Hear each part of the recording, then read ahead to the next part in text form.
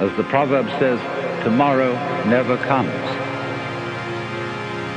There is no such thing as tomorrow. There never will be, because time is always now.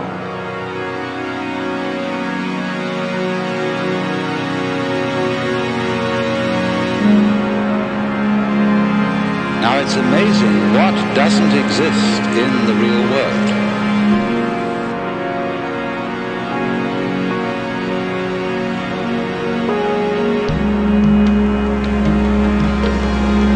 For example, in the real world, there aren't any things, nor are there any events. That doesn't mean to say that the real world is a perfectly featureless blank. It means that it is a marvelous system of wiggles.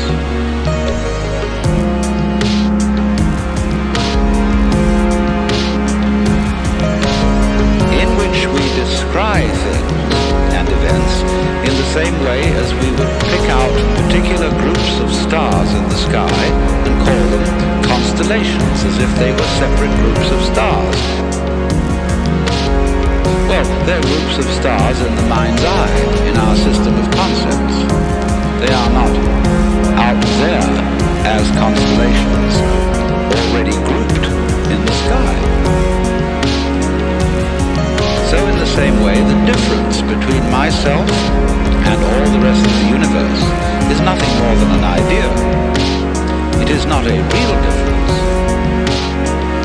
And meditation is the way in which we come to feel our basic inseparability from the whole universe. And what that requires is that we shut up.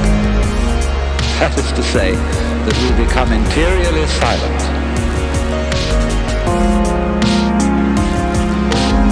It's unlike almost all other things that we do, except perhaps making music and dancing. Because when we make music, we don't do it in order to reach a certain point, such as the end of the composition. The journey itself is the point. When we play music, the playing itself is the point. And exactly the same thing is true in meditation.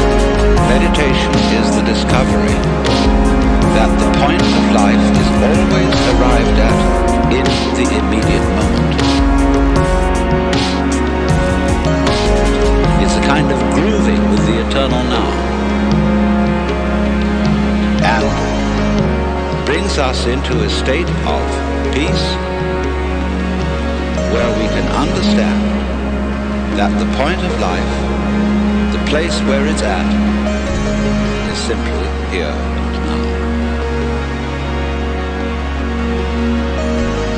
And cease from the interminable chatter that goes on inside our skulls.